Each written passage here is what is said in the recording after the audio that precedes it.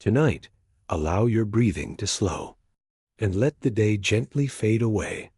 You've found a quiet place where history whispers instead of shouts, and even the halls of power grow calm. In this sleepy journey, we'll drift through the white house after dark, following the soft footsteps of presidential dogs, loyal companions who brought warmth, routine, and a surprising sense of peace to moments that once felt heavy. There's nothing you need to remember, nothing you need to stay awake for.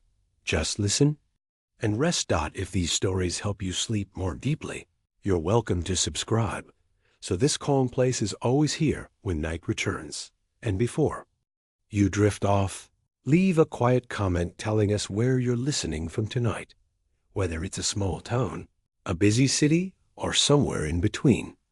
Now, get comfortable and let the story carry you gently into sleep. History often remembers the loud moments. It remembers speeches delivered beneath bright lights, words echoing through crowded rooms. It remembers treaties signed with ceremonial pens, handshakes captured by photographers, decisions announced with gravity and applause. These are the moments preserved in textbooks and documentaries, moments shaped by urgency, consequence, and the pressure of time. But history also contains quieter truths. These truths do not raise their voices. They do not ask to be noticed. They exist in the spaces between meetings, in the pauses between decisions, in the hours when the doors are closed and the lights are dimmed. And among these quieter truths are sounds so soft they rarely make it into the record at all. The gentle padding of paws moving along the polished floors of the White House. Tonight, we move away from the speeches and the headlines. We step gently into a slower version of political history, one shaped not by debate or urgency, but by routine, companionship, and quiet presence. This is a history that unfolds at a walking pace, measured not in votes or victories, but in moments of calm that arrived when they were needed most. Imagine the White House at night. The long day has ended. The phones are silent. The halls are no longer filled with staff moving quickly from room to room. Lamps cast warm pools of light against pale walls. Curtains rest still against tall windows. Somewhere in the distance, a clock ticks steadily, unconcerned with deadlines or public opinion. And down one of these corridors, a dog walks slowly. There is no ceremony to this movement, no audience, no expectation. Just the soft rhythm of paws against the floor, a steady presence moving through a building designed for power, responsibility, and constant attention. The dog does not know the weight of decisions made within these walls. It does not understand the significance of the rooms it passes. It knows only routine, the comfort of familiar paths, familiar scents, familiar companionship. This quiet footstep has echoed through American history more times than we often realize. From the earliest days of the presidency, animals, especially dogs, have lived within the White House. They arrived not as symbols or strategies, but as companions. They slept near desks where long hours were spent. They waited patiently during meetings that stretched late into the evening. They offered something profoundly simple in a place defined by complexity. They offered normalcy. In a world where every word spoken by a president might be analyzed, recorded, and debated, dogs existed outside that scrutiny. They did not care about approval ratings or legacy. They responded only to tone, presence, and attention. And in doing so, they changed the atmosphere around them in subtle but meaningful ways. To understand this quieter history, we must slow down. We must imagine the daily rhythms of life inside the White House, not the moments that made the news, but the ones that filled the long hours between. Morning walks taken before briefings began. Evenings spent unwinding after the last meeting ended. The simple act of reaching down to rest a hand on a warm head, feeling breath rise and fall in an unhurried rhythm. These moments mattered. They grounded presidents in something tangible and immediate. They reminded them, in the most unspoken way possible, that life continued beyond policy papers and public expectations. That care, loyalty, and routine existed regardless of circumstance. Dogs did not interrupt the flow of power. They softened it. Their presence introduced a different kind of time into the White House. While schedules were often rigid and demanding, dogs followed a quieter clock one, marked by feeding times, walks, naps, and gentle attention. This rhythm encouraged pauses, however brief, in days that rarely allowed for them. A president might step away from a desk, not because an advisor requested it, but because a dog needed to be let outside. A tense moment might ease, simply because a familiar companion wandered into the room and lay down, unbothered by the weight of the conversation. In these small, almost invisible ways, dogs reshaped the emotional landscape of the presidency. They made the White House feel less like a monument and more like a home. This distinction matters, especially when we consider how the public often views leadership. The presidency is frequently imagined as distant and untouchable, defined by formality and authority. But the presence of animals quietly contradicted that image. It revealed a softer side of leadership, one rooted in care rather than command. Photographs captured some of these moments: dogs resting beside desks, sitting patiently near their human companions, walking through gardens at an unhurried pace. These images resonated deeply with the public, not because they conveyed power, but because they conveyed humanity. A dog at a president's side reminded people that even the most powerful individuals in the country shared the same simple comforts as everyone else. The same routines, the same need for companionship. And yet, for every photograph that survives, countless moments went unrecorded. Moments when a dog waited quietly outside a meeting room. Moments when a president paused to scratch behind an ear while thinking through a difficult problem. Moments when the building itself seemed to exhale, settling into stillness as evening arrived. These moments did not shape policy, but they shaped people. They shaped how presidents experienced their roles. They shaped how staff moved through their days. They shaped the emotional tone of a place, often associated with stress and responsibility. Dogs brought with them a particular kind of presence, one that required attention, but did not demand explanation. They did not ask questions. They did not offer opinions. They simply were. This kind of presence can be deeply calming, especially in environments defined by constant decision-making. It creates space for quiet reflection, for a slowing of the mind, for a return to something steady and familiar. In the corridors of power, this steadiness mattered more than it might seem. When decisions carried enormous consequences, having something unchanging nearby, a routine, a familiar companion, provided balance. It reminded those within the White House that not everything was in flux, that some things remained constant, regardless of circumstance. As we listen tonight, we are not here to evaluate leadership or revisit political debates. We are here to notice what history often overlooks, to recognize that alongside ambition and authority, there was also gentleness. Alongside urgency, there was patience. Alongside public performance, there was private calm. The soft padding of pause through the White House halls is not a metaphor. It is a real sound that has accompanied American leadership across generations. It is the sound of companionship moving quietly through spaces designed for power. It is the sound of routine continuing, even when the world outside felt uncertain. As this story unfolds, allow yourself to follow that sound. Imagine walking slowly behind it, unhurried, unburdened by expectation.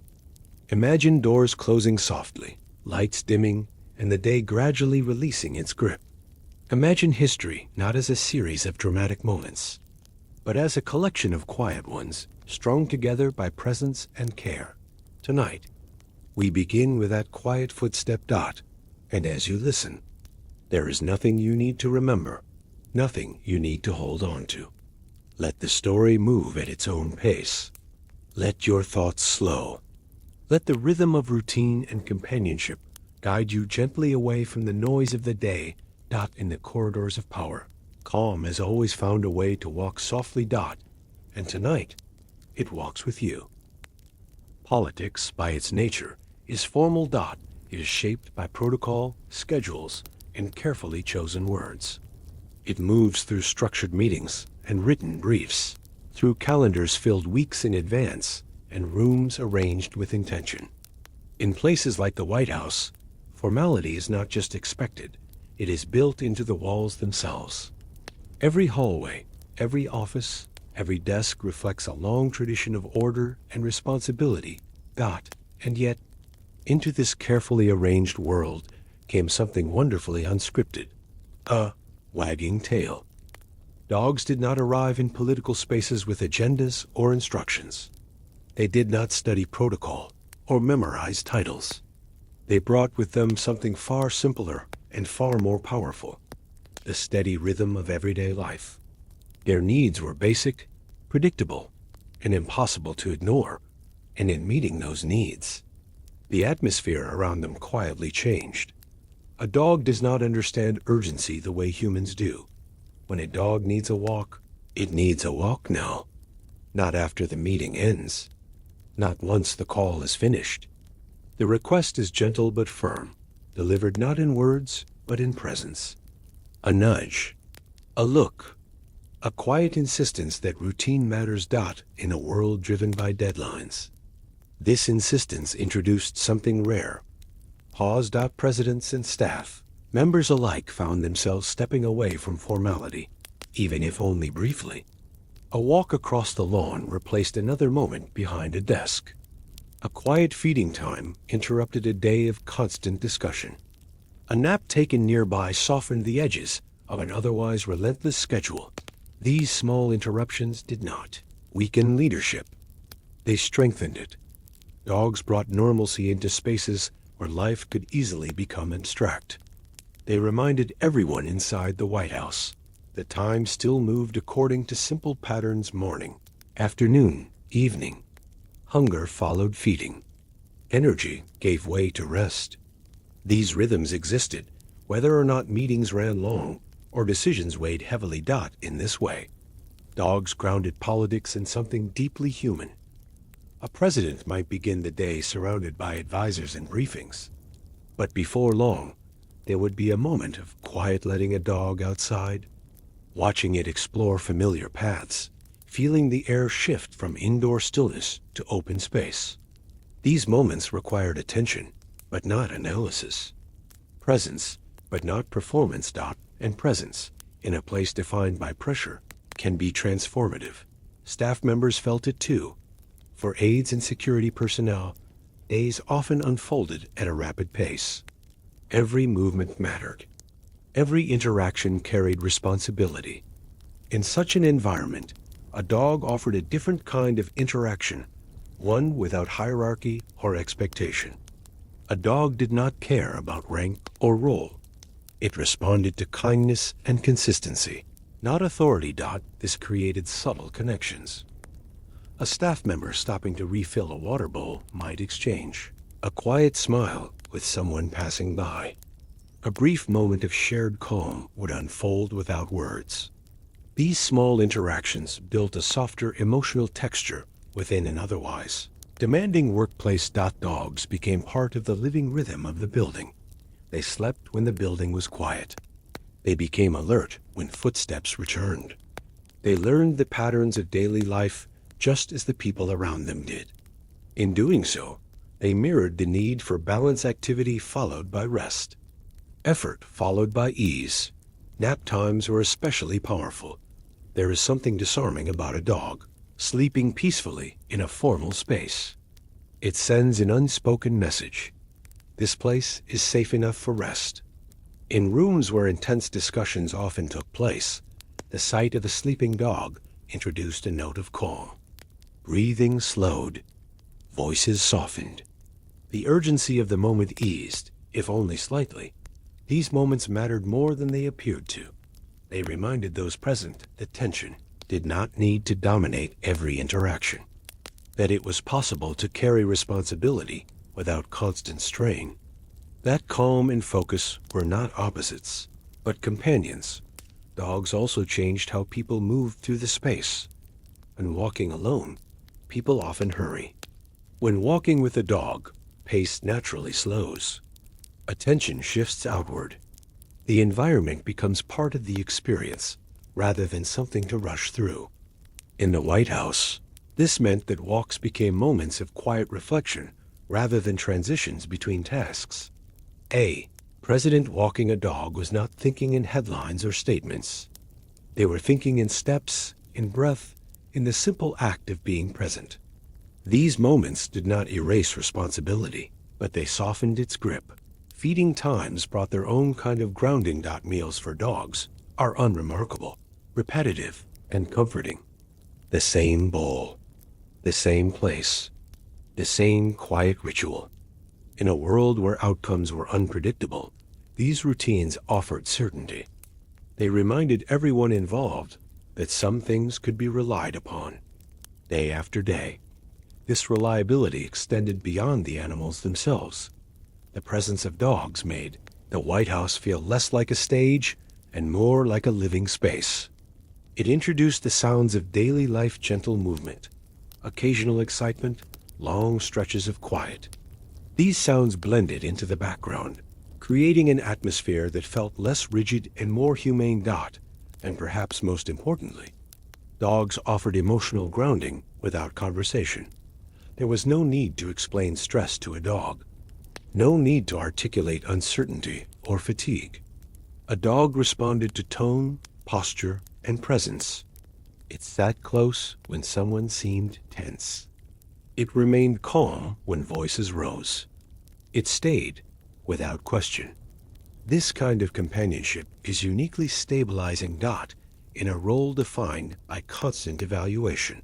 Having a presence that simply accepted without judgment provided relief.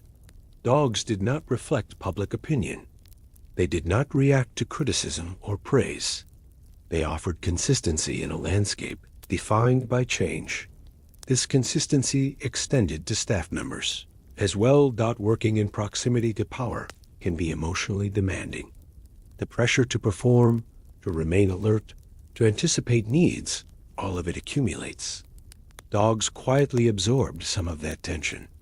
A brief interaction, a pat on the head, a shared moment of calm could reset the nervous system in ways that meetings and memos never could.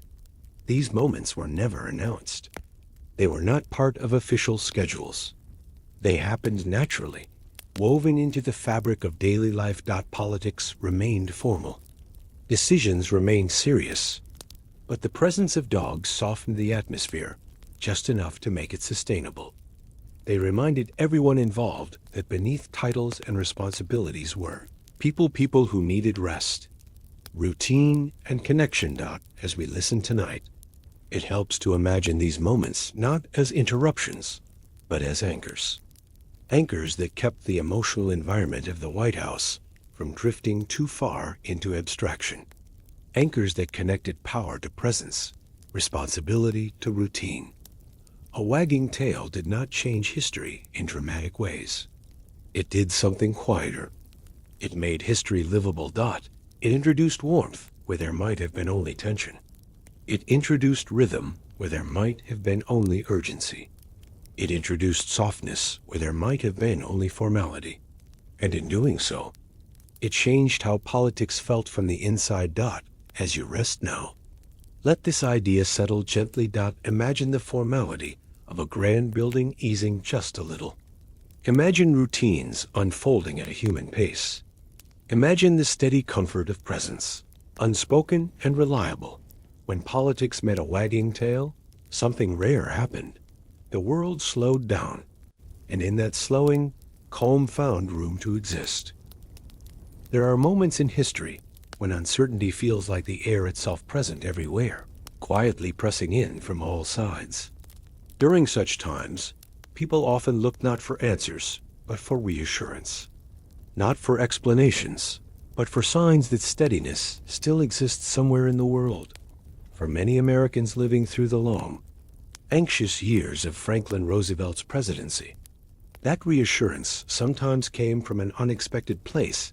It came on four legs. Fala, a small Scottish terrier with alert ears and a calm presence, was never meant to be a historical figure.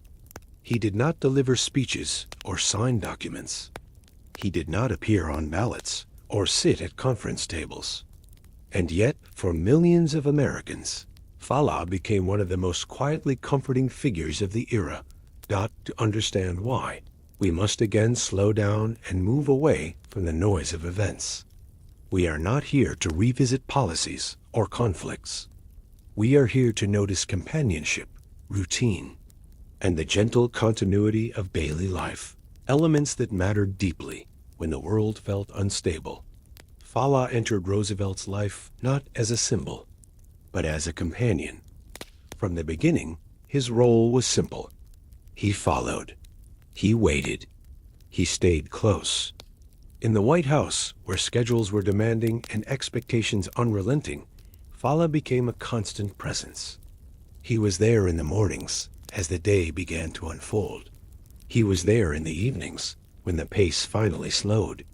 He was there in between, moving quietly through rooms filled with responsibility.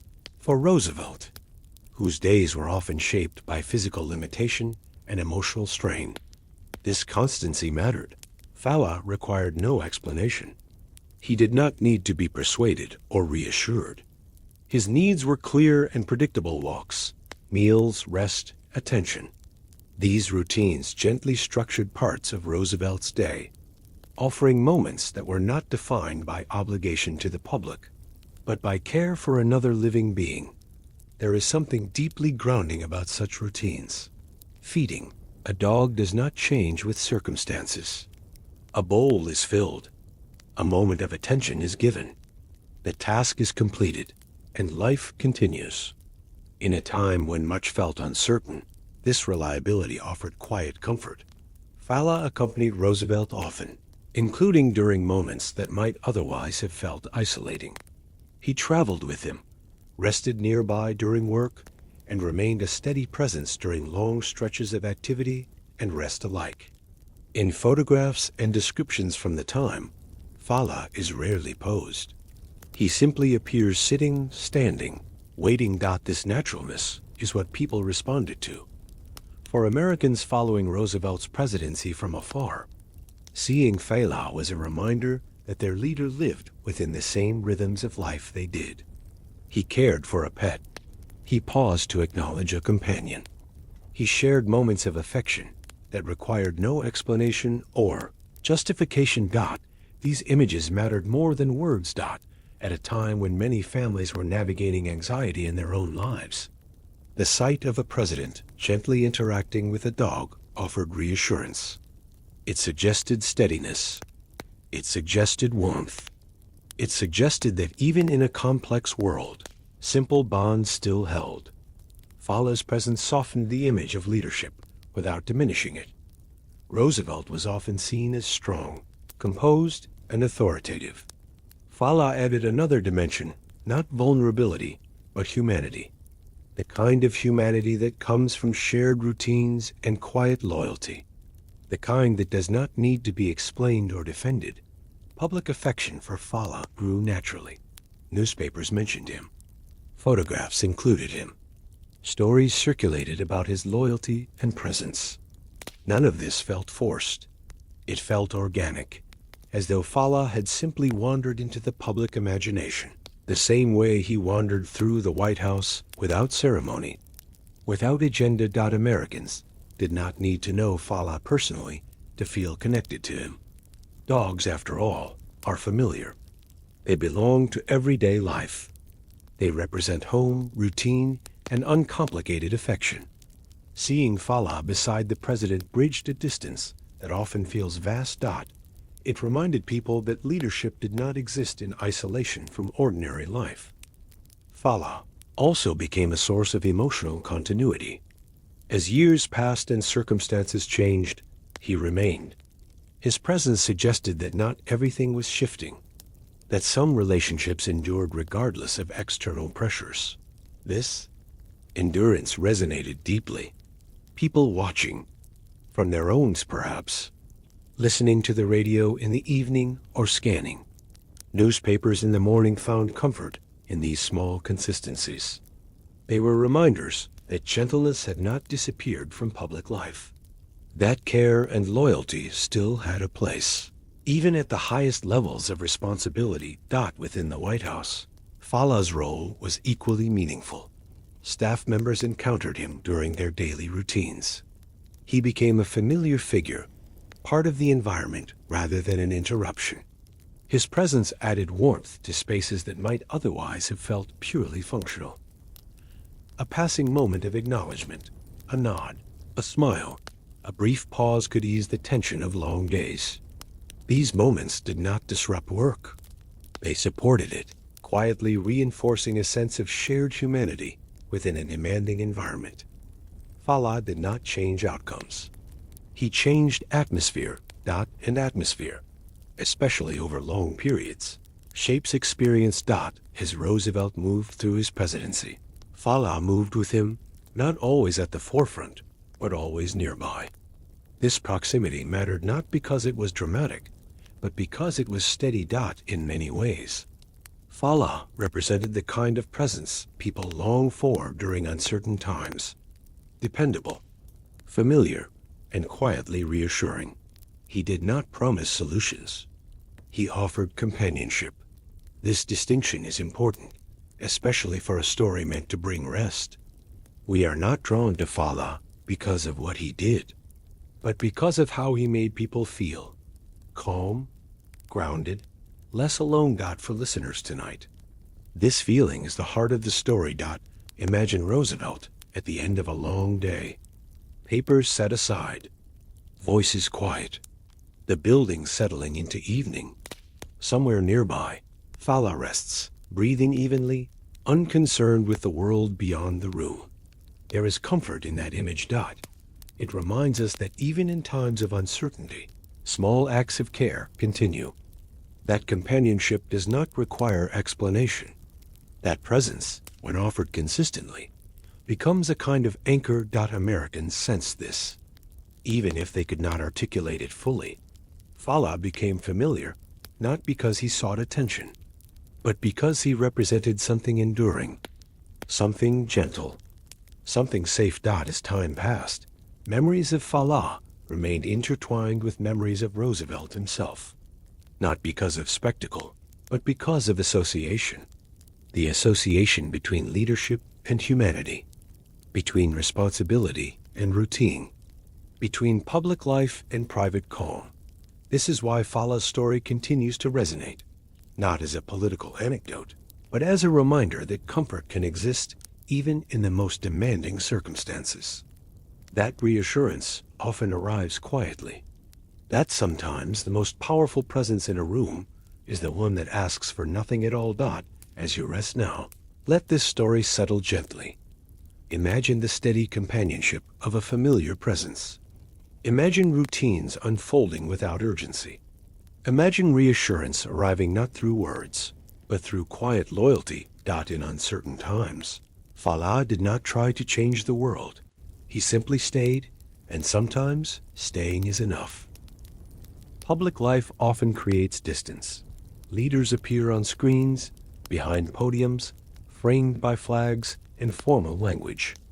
Their words are measured. Their gestures are deliberate. Over time, this formality can turn leadership into something abstract, important, respected, but far away. For many people, especially during long or uncertain periods, that distance can feel heavy. And yet, again and again, something simple quietly closed the gap. A dog at a president's side. Dogs did not arrive in public life with speeches or strategies. They did not attempt to explain decisions or persuade opinions. They did not belong to one side or another. They simply existed, warm, familiar, and present. And in doing so, they reshaped how leadership felt to those watching from afar. When Americans saw presidents interact with dogs, they did not see authority first. They saw familiarity, a hand resting on a dog's head, A leash held loosely during a walk. A moment of shared attention that required no explanation. These small scenes carried a powerful message. Leadership was still human, still connected to the same everyday experiences that shaped ordinary lives. This mattered deeply. For many families across the United States, dogs were already part of daily life. They slept near doorways, waited by bowls, followed routines that brought comfort and structure. Seeing similar routines reflected in the lives of presidents created an emotional bridge, one built not on ideology or policy, but on recognition. That looks like home, people might think, even if only subconsciously. Dogs made leadership feel less distant because they were already trusted. Unlike words or symbols, dogs carried no agenda. They were not associated with speeches or promises. They represented loyalty, routine, and uncomplicated presence. When they appeared beside presidents, some of that trust transferred naturally. The effect was subtle, but powerful. A president walking alone might seem preoccupied or guarded. A president walking with a dog appeared approachable, grounded, and at ease. The dog did not demand attention, but its presence softened the scene, making it feel less formal and more real. This softness invited connection. People did not need to understand the details of governance to respond to these moments. They responded instinctively. A dog sitting calmly beside a leader suggested patience. A dog following closely suggested loyalty. A dog resting nearby suggested safety. None of this was stated. None of it needed to be. Dogs communicate without words, and that silence became one of their greatest strengths in public life. They did not argue. They did not persuade. They did not contradict. In a world often filled with noise and disagreement, their quiet presence stood out. It offered a pause of visual and emotional rest. For viewers, these moments were easy to absorb. There was no need to analyze or interpret. A dog was simply being a dog, and that simplicity made everything around it feel more accessible. Leadership for a moment stopped feeling like a performance and started feeling like a role held by a person. This sense of familiarity extended beyond individual presidents. When dogs appeared regularly in public images, they became part of the shared story of leadership itself. They created continuity across administrations, reminding people that while faces and eras changed, certain comforts remained. Dogs helped normalize the idea that those in power also lived within ordinary rhythms. They woke up. They took walks. They paused for care. They shared quiet moments that never appeared on schedules or agendas. These shared rhythms mattered, especially in times when the world felt unstable. Familiarity creates safety. It tells the mind that not everything is new or threatening, that some patterns endure. Seeing a president interact with a dog tapped into this sense of safety, offering reassurance without explanation. It suggested that leadership did not exist apart from life, it existed within it. This effect reached across generations. Older viewers recognized the routines they had always known. Younger viewers saw leadership framed in warmth rather than distance. Across age and background, the presence of dogs created common ground, and common ground is rare and valuable in public life. Dogs did not erase disagreement or complexity. They did not simplify reality. What they did was create moments where people could relate without effort, where connection happened naturally, without persuasion. In photographs, dogs often appeared slightly out of focus or off to the side. They were not the subject, yet they shaped the scene. Their presence influenced how everything else was perceived. A formal setting became softer. A serious moment became approachable.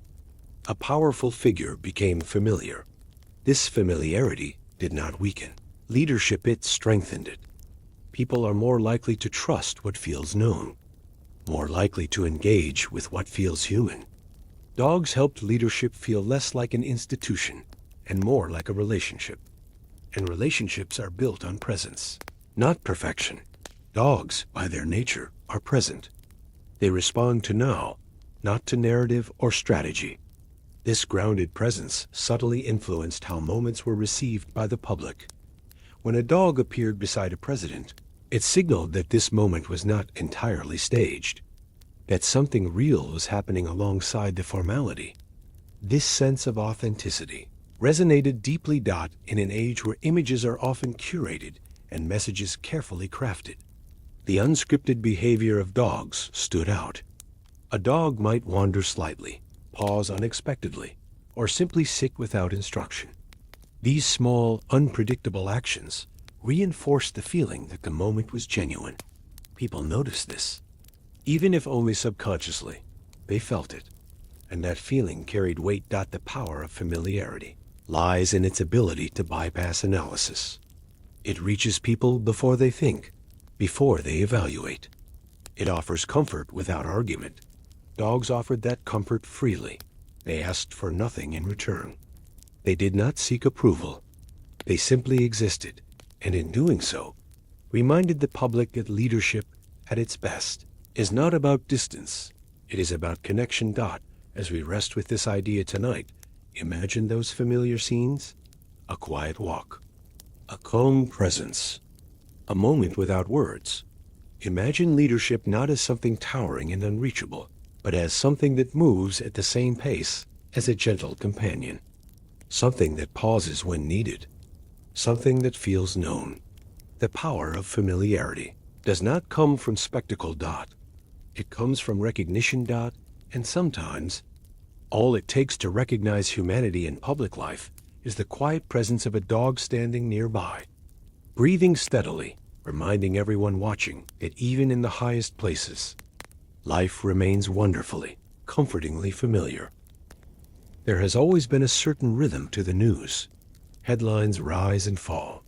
Stories move quickly from urgency to analysis, from announcement to reaction. For much of American history, newspapers arrived on doorsteps filled with dense columns of text, urgent language, and images meant to inform, persuade, or warn. Over time, this constant intensity could weigh heavily on the people reading it.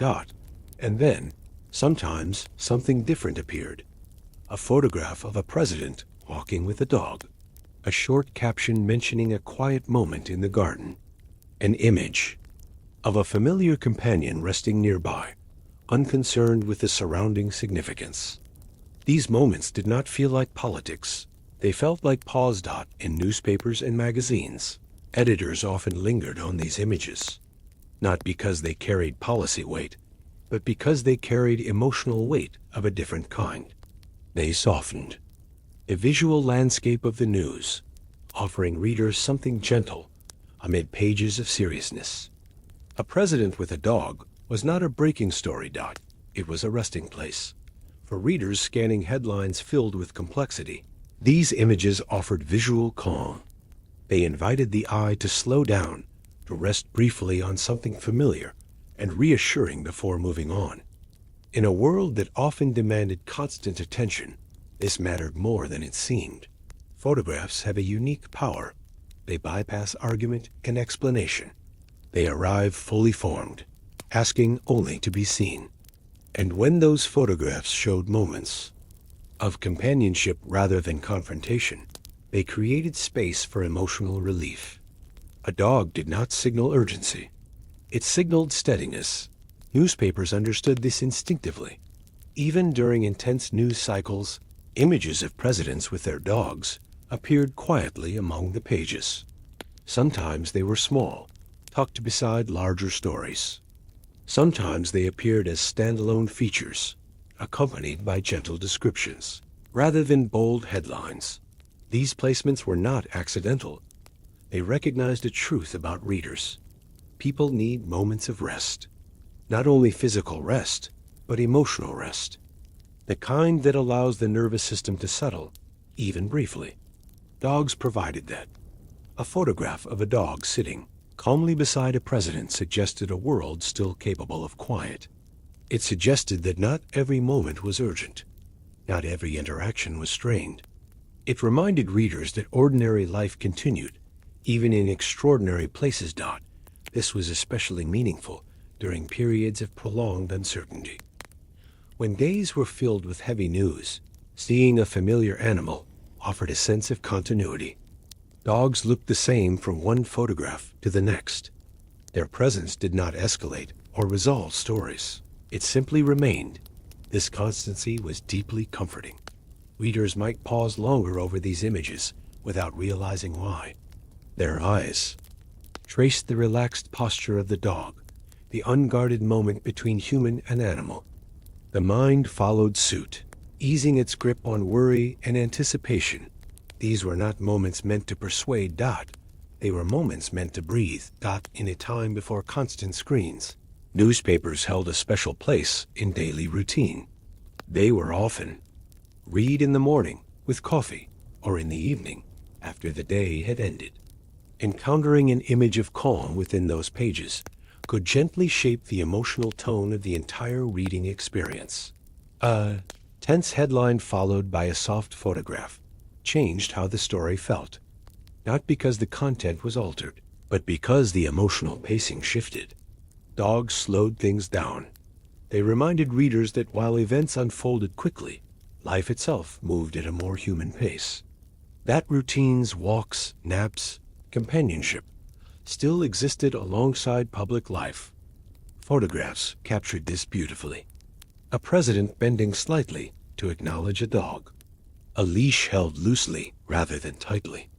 A moment where attention was shared, not directed outward. These images were approachable. They invited empathy rather than analysis. For the public, this mattered. People did not need another explanation or opinion.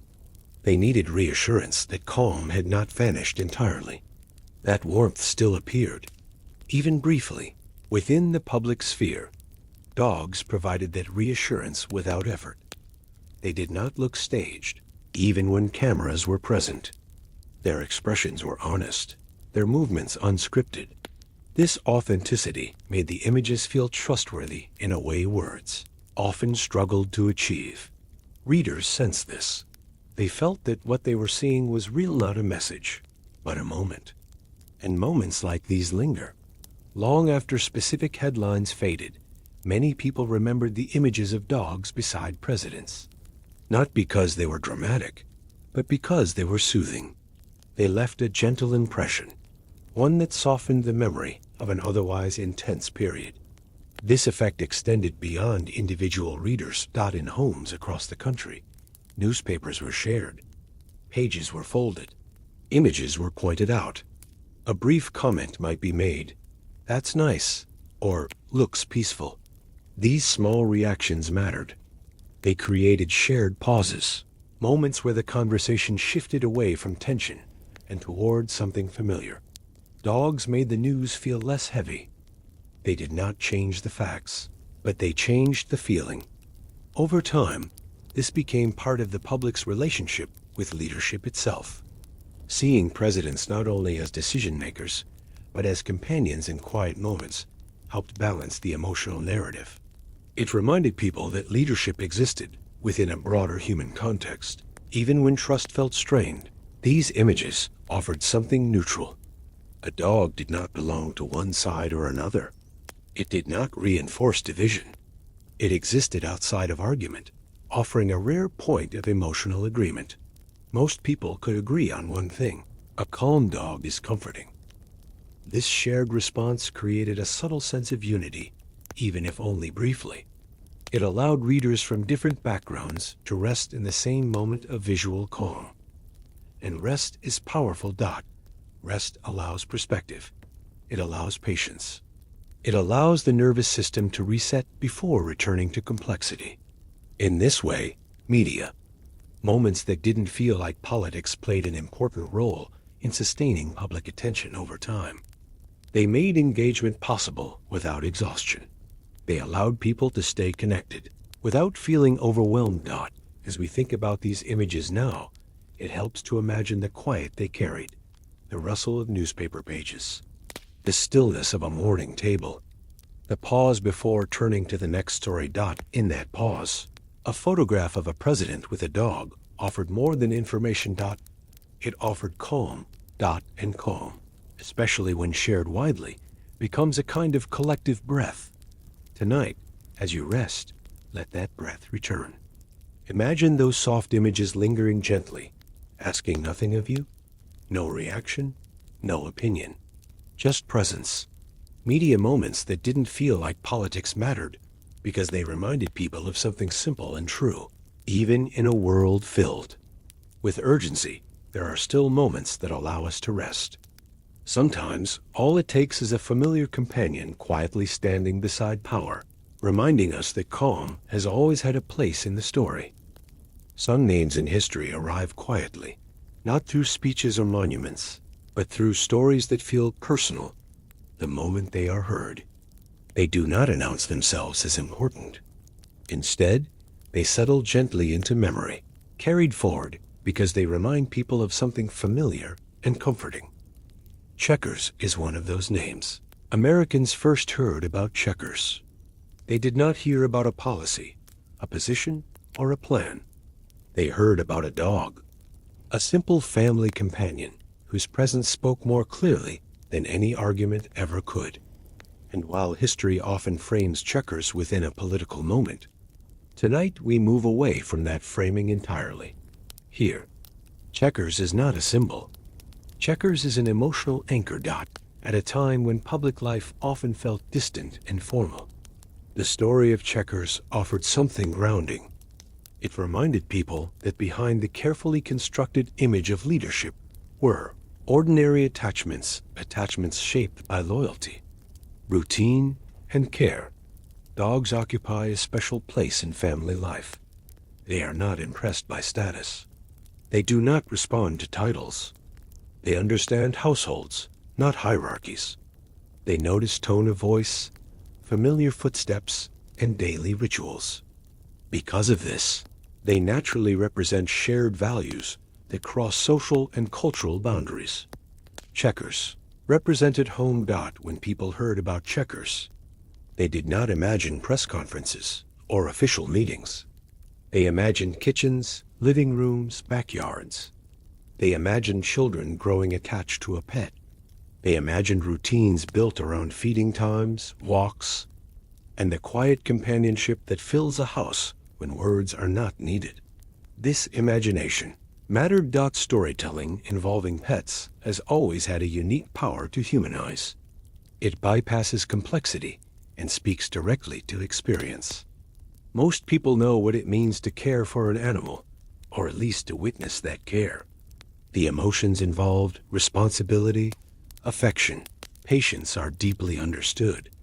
Checker's story resonated because it was not abstract. It was specific, but universal. A dog given to a family, a bond formed, a sense of belonging created.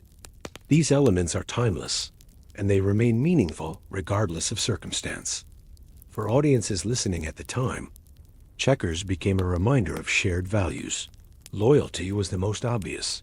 Dogs are loyal in a way that requires no explanation. They stay close. They wait. They respond with consistency rather than condition. This loyalty is not earned through achievement, but through presence. It is offered freely, and once given, it remains steady. Seeing a leader connected to such loyalty softened perceptions. It suggested that loyalty was valued not just as a concept, but as a lived experience. That care was reciprocal. That bonds mattered. Family was another value reflected in the story. Checkers was not described as a possession, but as part of a household. This framing mattered. It aligned leadership, family life, with the kinds of responsibilities and attachments most people understood intimately. Families across the country recognized this immediately. They knew what it meant to include a pet in daily life. They knew the compromises involved, the routines required, the quiet joy that comes from shared presence. Seeing these experiences mirrored in public figures created connection. It narrowed distance. Care was perhaps the most grounding value of all. Caring for an animal requires attention without reward. It asks for consistency. It asks for patience. It asks for time. These qualities are not flashy, but they are foundational to trust. Checker's story reminded audiences that care existed in public life, even when it was not visible in formal settings. This reminder arrived gently. There was no demand to agree or disagree, no expectation of response. The story simply existed, offering reassurance through familiarity.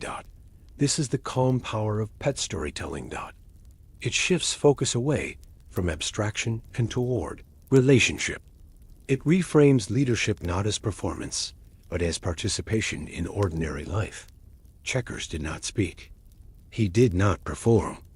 He did not influence outcomes directly, but his presence influenced feeling. And feeling matters deeply in how people experience leadership. In times when public discourse feels tense, stories like Checkers offer emotional grounding. They remind audiences that beneath the layers of formality are people shaped by the same attachments and responsibilities as everyone else. Checkers became an anchor because he was uncomplicated. He did not change. He did not evolve with circumstances. He remained a dog present, familiar, steady. This steadiness provided reassurance when so much else felt uncertain. Listeners and readers did not need to know details. They needed only to recognize the bond.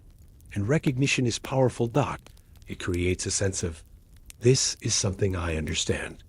It allows people to rest emotionally, to connect without effort. In storytelling, animals often serve this role naturally. They draw attention away from conflict and toward care. They remind audiences of what is shared rather than what divides. They speak to values that are rarely controversial because they are deeply human. Checkers did exactly this. He reminded people of loyalty without conditions, of family without spectacle, of care without expectation. These reminders lingered long after the moment itself passed. Even today, when people recall the name Checkers, it is often accompanied by a feeling rather than a fact. A sense of warmth, a sense of reassurance, a sense of something steady in a complex world. This is the lasting impact of emotional anchors. They do not dominate memory. They support it. They hold space for calm within stories that might otherwise feel heavy. As you listen tonight, imagine the quiet simplicity of that bond. A dog resting nearby, a family shaped by routine, a moment of care unfolding without audience. Imagine how that image might have felt to someone listening long ago, tired, uncertain, seeking reassurance that shared values still existed. Checkers offered that reassurance without effort, and in doing so, he became more than a name. He became a reminder that leadership, at its most human, is grounded not in symbols, but in relationships.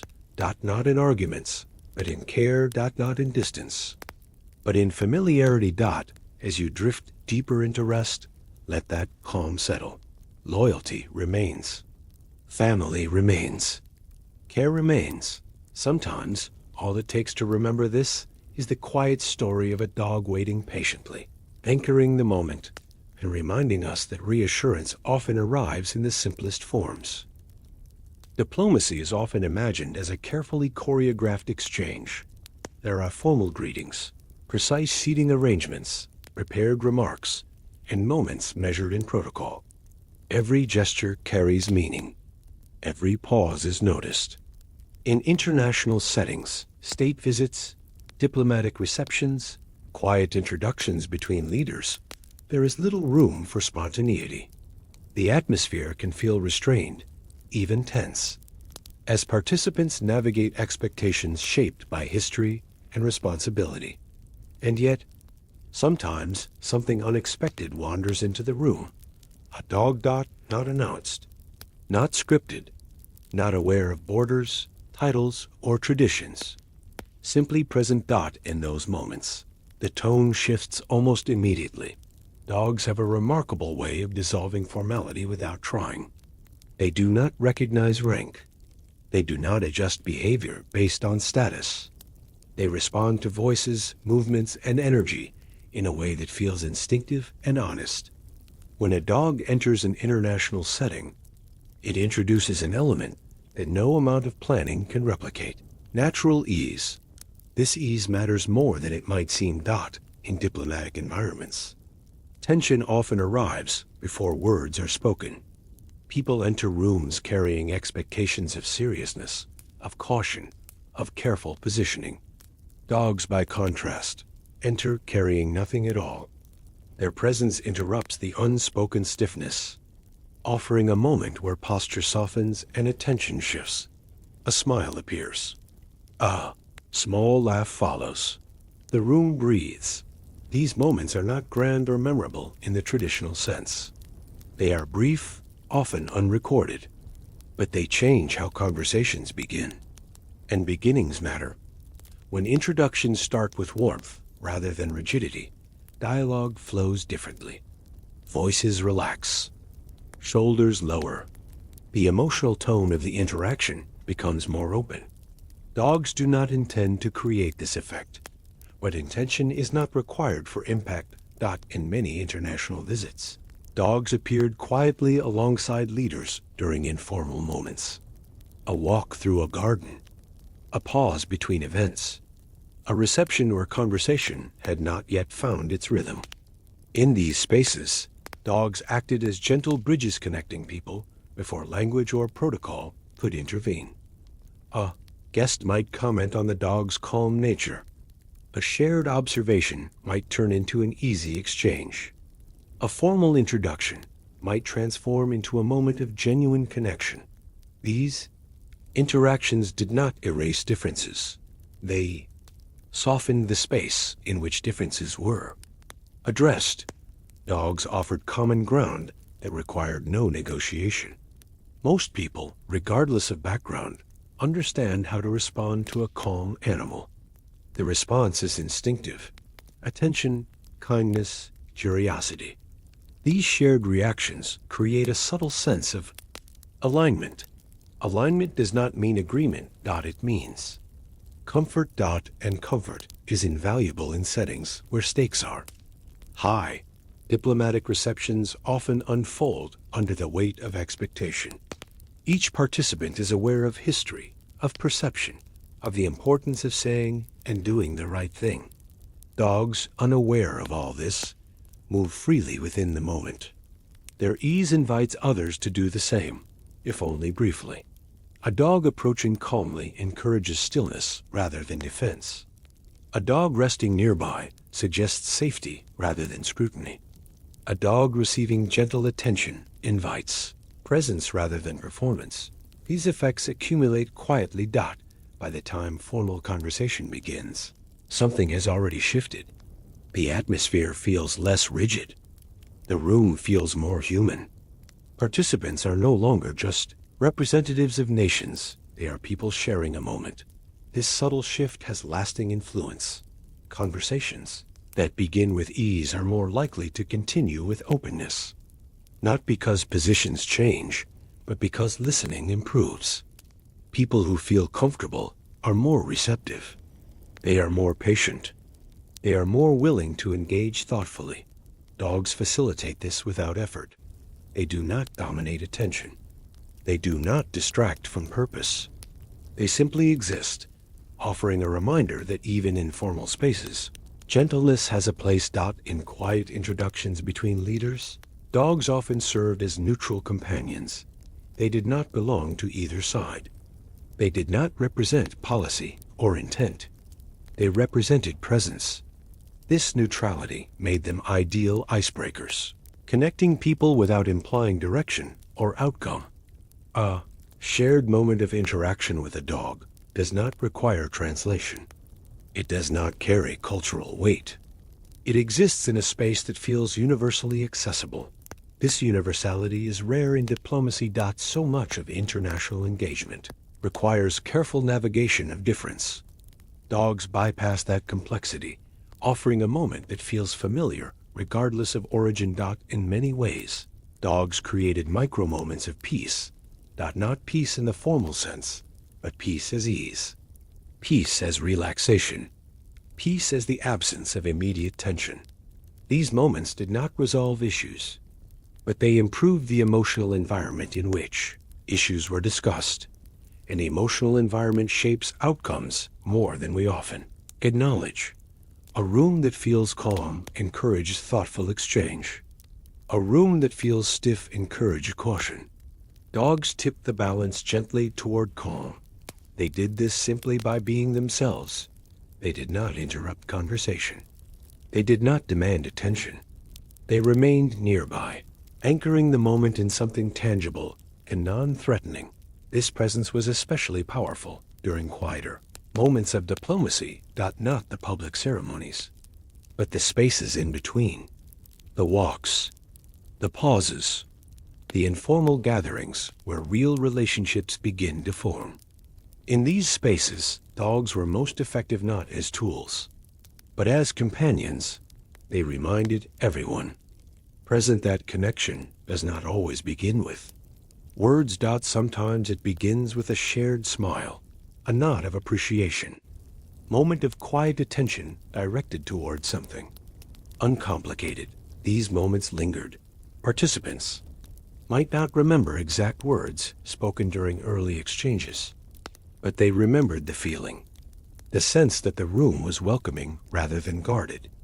That conversation flowed more naturally than expected. Dogs contributed to that feeling. They softened edges that protocol could not. They introduced warmth where formality dominated. They created openings where rigidity might have prevailed. As we listen tonight, imagine one of these quiet scenes. A garden in the early evening. Leaders walking slowly, conversation still tentative. A dog moving easily beside them, unhurried. The presence is calm. The pace is slow. The moment is shared. In that moment, something important happens, not in policy, but in perception. People see each other not only as representatives, but as individuals capable of ease and connection. This is the gentle diplomacy dogs offered, not through intention, but through presence, not through argument, but through warmth. Not through strategy, but through simplicity. As you rest now, let this idea settle. Imagine spaces that feel lighter, conversations that begin with smiles, introductions that unfold without tension.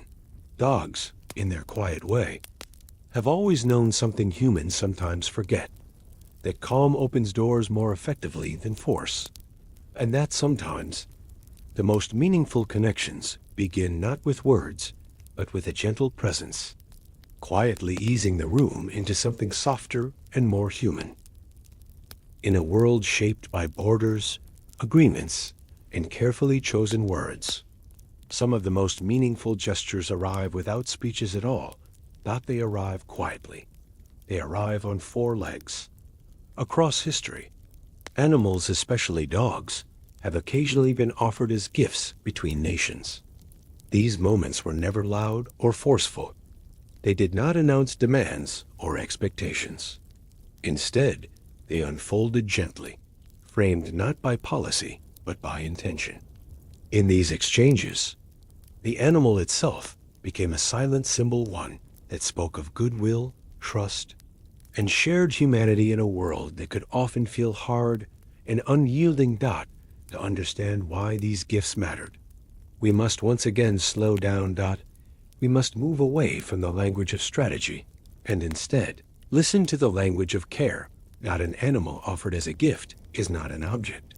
It is a responsibility. It requires attention, patience, and commitment. By offering such a gift, one nation quietly acknowledged the humanity of another, not through words, but through trust. Trust that the animal would be cared for. Trust that the gesture would be received with warmth. Trust that something living could carry meaning without instruction. This trust is deeply personal. Animals do not represent strength or dominance. They represent vulnerability. They require shelter. They depend on kindness. To offer an animal is to offer something that cannot defend itself through force, only through presence. And presence In these moments mattered. When gifted companions arrived, the atmosphere around them often softened immediately. There was curiosity instead of caution, smiles instead of formality. The exchange did not demand interpretation. It invited care. People instinctively understand how to respond to an animal. Voices lower, movements slow. Attention shifts from performance to presence. These responses happen naturally, crossing language and culture without effort. In diplomatic settings, where every gesture is usually weighed, animals introduced something rare: sincerity without agenda. They did not carry hidden messages. They did not require translation. Their meaning was felt rather than explained. A gifted animal quietly said, "We trust you with something living." That message resonates deeply. It acknowledges shared values that exist beyond borders: the ability to care, to protect, to nurture. It recognizes that beneath differences, people everywhere understand responsibility and affection. These exchanges often occurred in moments meant to build bridges rather than walls, not during conflict, but during calm, not to resolve disagreement, but to establish connection. The animal became a soft beginning, a way of opening dialogue without pressure. Unlike formal gifts, art, objects, symbols, animals changed daily life. They required routines: feeding, walks, rest. These routines created ongoing reminders of the connection between nations. Each day the animal was cared for. The gesture was renewed. This continuity gave the gift lasting presence. It did not sit on a shelf or hang on a wall. It moved through rooms. It became part of daily rhythm. In doing so, it kept the spirit of goodwill alive in subtle ways. For those who encountered these animals afterward, staff members, visitors, families, the presence of the gifted companion carried quiet meaning. It suggested cooperation rather than competition. It suggested warmth rather than distance. These animals became living reminders that diplomacy did not have to be sharp to be effective. In a hard world, softness can be powerful. Animals do not erase complexity. They do not solve disputes, but they change the emotional environment in which relationships exist. They create space for patience, for listening, for mutual respect. Gifted companions did this simply by being themselves. They slept in new places. They learned new routines. They adapted quietly, trusting the care they received. In this way, they mirrored the very hopes often held in diplomatic exchanges: the hope for peaceful coexistence, for understanding, for shared responsibility. These moments were rarely dramatic. They were gentle. And gentleness is often underestimated. In public memory, such exchanges might appear as brief mentions or photographs. A calm animal beside unfamiliar faces. A moment of attention shared across cultures. These images linger, not because they are symbolic in an obvious way, but because they feel human. They remind people that even in formal relationships, kindness still has a role. For audiences watching from afar, these moments offered reassurance. They suggested that cooperation was possible, that trust could be extended, that not every interaction between nations needed to be guarded or transactional. Animals made these ideas visible. They made goodwill tangible. They offered a reminder that shared humanity exists not only in grand gestures, but in everyday care. Caring for an animal requires patience. It requires consistency. It requires the willingness to adapt. These are the same qualities needed to maintain healthy relationships between individuals and between nations. In this way, gifted companions reflected values that mattered quietly and deeply. They did not command attention. They invited it. They did not argue. They softened. They did not demand trust. They inspired it. As time passed, the memory of these animals often outlasted the circumstances of their arrival. The specifics of meetings faded, but the presence of the companion remained. The animal became part of a larger story, one of connection, rather than division. This is the enduring power of silent symbols. They do not insist on meaning. They allow meaning to grow naturally. And because they are living, they continue to shape moments long after the exchange itself. As we rest with this idea tonight, imagine one of these quiet arrivals. An unfamiliar setting. A gentle animal stepping into new surroundings. Hands reaching out with care rather than caution. No speeches. No expectations. Just presence. In that moment, something important happens, not in policy, but in feeling. The world softens slightly. Trust takes a small step forward. Humanity becomes visible in a space often defined by formality. Gifted companions remind us of something essential, that in a hard world, softness is not weakness. That is a language spoken without words, understood without effort, and remembered long after the moment has passed. And sometimes, the quietest symbols are the ones that carry the deepest meaning, walking gently beside us, asking only to be cared for, and in return, reminding us of who we are when we choose kindness.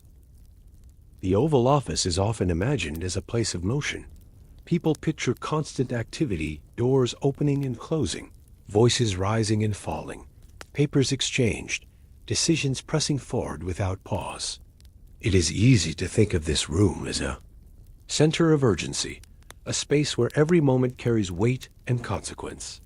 But there is another way the Oval Office has existed, a quieter way.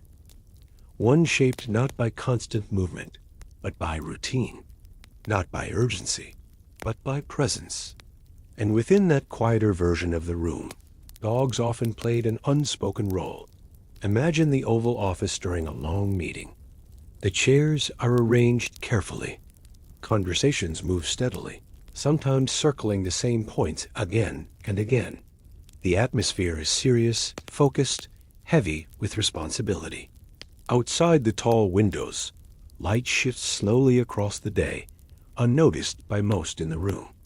And somewhere nearby, a dog rests, not at the center, not drawing attention, simply there.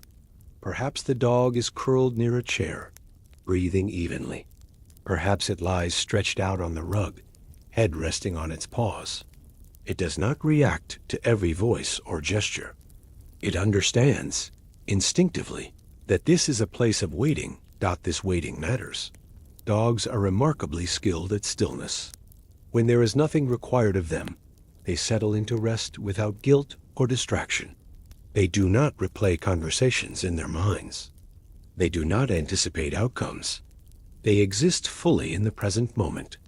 This presence has a regulating effect. In rooms filled with mental strain, the sight of a calm, resting animal offers a visual cue to slow down. Even unconsciously, people begin to match the rhythm they observe. Breathing eases, muscles relax, attention steadies.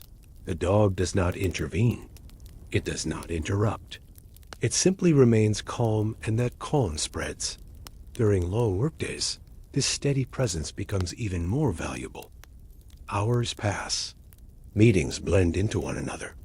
The weight of responsibility accumulates quietly, settling into shoulders and minds. In these moments, the presence of a dog offers something that cannot be scheduled: emotional regulation. A brief glance toward a resting companion can reset focus. A quiet movement, a shift, a stretch, a slow rise and resettle can remind the room that rest is possible, even here. That calm is not incompatible with responsibility. Dogs bring the rhythm of ordinary life into extraordinary spaces. They nap when tired. They wake when needed. They wait patiently without frustration. These behaviors model a different relationship with time, one that does not resist pauses, but welcomes them. In the Oval Office, where time often feels compressed and urgent, this alternative rhythm provides balance. A dog waiting patiently during a long meeting does not grow restless. It trusts that its needs will be met in due course. This trust is quiet but powerful. It introduces a sense of steadiness that does not rely on reassurance or explanation. For those in the room, this steadiness can be grounding. Responsibility often pulls attention forward toward consequences, outcomes, and expectations. A calm animal pulls attention back to the present, to breath, to posture, to the simple fact of being here, now. This grounding effect accumulates over time, not day after day. The presence of a dog becomes part of the room's emotional landscape. It is not traumatic enough to be noticed consciously, but it shapes experience nonetheless. The room feels less sharp, less brittle. More human. Dogs also create permission for pauses. When a meeting stretches long, a dog might rise and walk quietly toward a door, signaling a routine need. This small interruption does not disrupt authority, it supports it. It allows a brief break, a shift in posture, a moment of physical movement. These moments reset energy. They prevent fatigue from hardening into tension. They allow thought to remain flexible rather than strained. In this way, dogs quietly supported the emotional sustainability of leadership. They did not solve problems. They helped people remain steady while facing them. Waiting patiently is one of the most underrated forms of strength. Dogs excel at it. They wait without anxiety, without expectation, without resentment. Their patience is not passive, it is grounded. It trusts the flow of routine. In the Oval Office, this patience offered a counterpoint to pressure that reminded everyone present that urgency does not need to become agitation. That responsibility can be carried calmly. That steadiness is a form of resilience. During moments of intense responsibility, emotional regulation becomes essential. Leaders must manage not only decisions, but their own internal states. Stress, if left unchecked, narrows perspective. Calm expands it. Dogs, simply by being calm themselves, encourage this expansion. They offered a nonverbal reminder to breathe. To soften the jaw, to release the shoulders, to remain present. These cues are subtle, but they matter deeply over time. The Oval Office, with a dog resting quietly nearby, becomes a place not only of power, but of balance. The room still holds responsibility. Decisions are still made, but the emotional tone shifts. It becomes possible to hold seriousness without strain. This shift benefits everyone involved. Staff members feel the difference. Advisors notice it. Conversations flow more smoothly when the atmosphere is regulated rather than reactive. Dogs contribute to this regulation without intention or effort.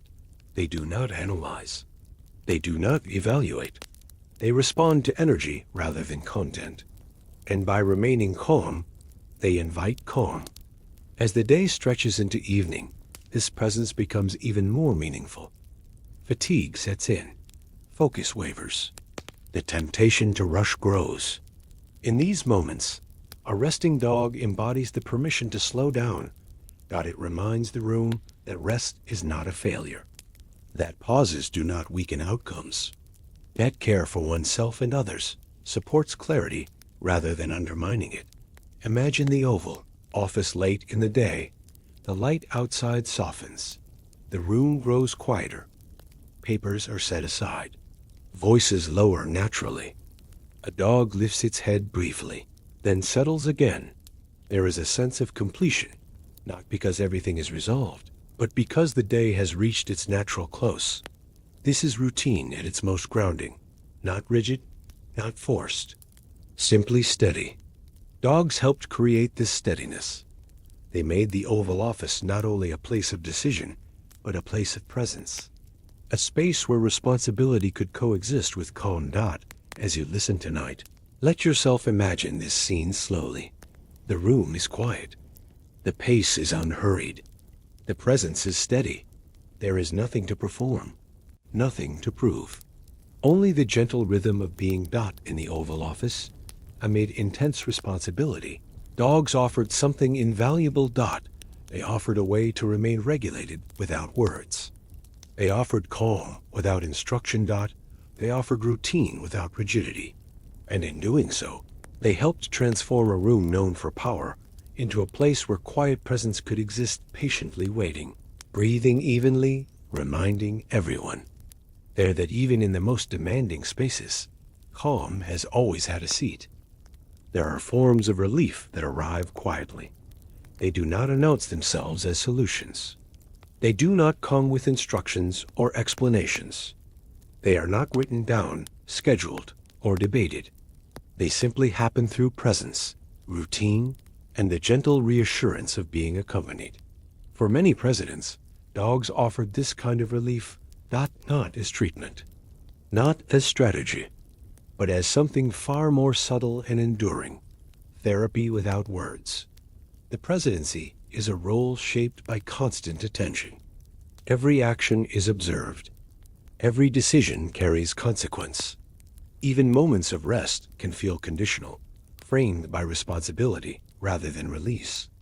In such an environment, decompression becomes not just desirable, but necessary. Dogs provided that decompression in a way nothing else could. They did not ask questions. They did not expect explanations. They did not need reassurance themselves. They simply stayed. This staying mattered. At the end of long days filled with meetings, briefings, and public appearances, presidents often returned to private spaces, still carrying the weight of expectation. The mind continued to move, replaying conversations, anticipating outcomes, preparing for what came next. Dogs interrupted this cycle, not through effort, but through rhythm. A dog's world is built on routine: morning walks, midday rest, evening meals, quiet companionship at the close of the day. These routines do not change based on circumstance. They exist regardless of stress or success. By participating in them, presidents stepped briefly out of abstraction and back into the tangible present, leashing a dog, opening a door, walking slowly through familiar spaces. These actions required attention, but not analysis. They grounded the body, and grounding the body has a quiet way of settling the mind. Touch played an important role here. The act of resting a hand on a dog's back, feeling warmth and steady breath, is deeply regulating. It anchors attention in sensation rather than thought. It brings awareness out of worry and into now. This kind of touch does not need to be interpreted. It is immediate. It is physical. It is reassuring without being dramatic. Dogs offer this contact naturally. They lean in. They sit close. They rest against legs or feet, content simply to be near. For someone carrying immense responsibility, this closeness offers relief that words cannot. There is no need to articulate stress to a dog, no need to explain fatigue or uncertainty. The dog responds to presence, not narrative. This response is steady and predictable. Predictability itself is calming. In roles where unpredictability dominates, where outcomes are uncertain, and reactions varied, the consistency of a dog's companionship provides balance.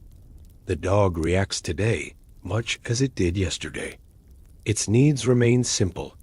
Its affection remains available. This consistency allows the nervous system to settle without labels, without diagnosis, without commentary. Just presence. Routine deepens this effect. Dogs require care at regular intervals. Feeding times arrive regardless of mood. Walks happen regardless of circumstance. These routines structure time in a way that feels supportive rather than demanding. They create moments that must be attended to but not rushed. In these moments, the pace naturally slows. Slowing down is often the first step in decompressing. Not stopping entirely, but shifting rhythm. Dogs invite this shift gently. They do not hurry. They do not multitask. They focus on one thing at a time. Following a dog's pace, especially during walks, encourages a similar focus. Steps become even. Breathing becomes deeper. The environment becomes more noticeable. These sensory details matter. They pull attention outward, away from internal pressure. They reintroduce the world beyond documents and decisions. Grass underfoot, air on skin, familiar paths walked repeatedly. These experiences are grounding precisely because they are ordinary. They remind the mind that life is still unfolding in simple ways. Companionship deepens all of this. Dogs do not accompany to advise. They accompany to be near. Their companionship is not conditional on performance or outcome. It is steady, non-judgmental, and consistent.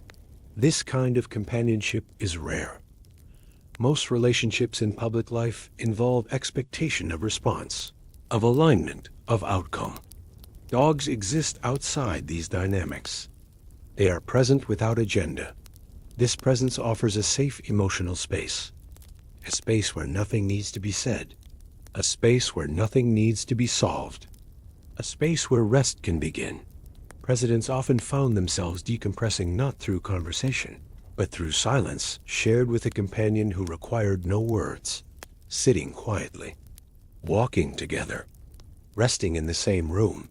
These moments allowed tension to dissipate naturally, not all at once, not dramatically, but steadily.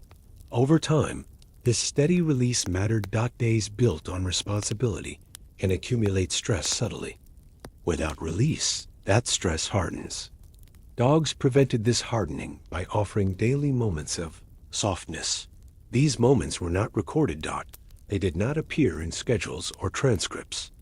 They unfolded quietly, often unnoticed by anyone else, but they shaped experience. They made it possible to carry responsibility without becoming consumed by it. They reminded presidents that they were not alone in their private moments, that companionship existed beyond public perception. This reminder has profound emotional impact. Feeling, accompanied, even silently, changes how pressure is held. It makes burden feel shared, rather than solitary. Dogs share burden without understanding it. They do not take responsibility, but they take presence. And presence lightens load. At night, when the day finally slows, dogs often settle nearby. Their breathing becomes steady. Their bodies relax fully into rest. This visible relaxation offers permission. Permission to rest without guilt.